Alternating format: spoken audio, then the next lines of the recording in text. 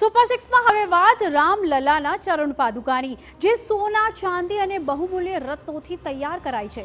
અયોધ્યાથી ભગવાન શ્રી રામની ચરણ પાદુકા રાજકોટમાં આવી પહોંચી છે. આ ચરણ પાદુકાની ભાજપ અગ્રણી અને લોહાણા આગેવાન કાશ્મીરા નથવાણીના ઘરે પધરામણી કરાઈ.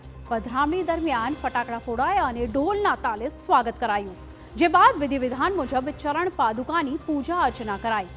મહત્વનું છે કે ભગવાન શ્રી રામની પાદુકા ભારત ભ્રમણ માટે નીકળી છે, તો આ સમયે રાજકોટના સામાજિક અને રાજકીય આગેવાનો દર્શન કરવા પહોંચ્યા હતા. જો કે રાજકોટ બાદ ચરણ પાદુકા દ્વારકા જશે અને ત્યાં પણ વિધિ વિધાન મુજબ પૂજા કરાશે.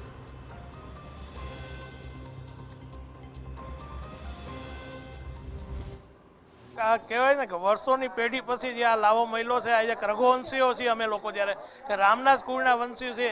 અને અમારી પેઢીઓ તો બિચારા રામલાલાના આશ્રય જીવી અને વચનોથી થાકી ગઈ હતી.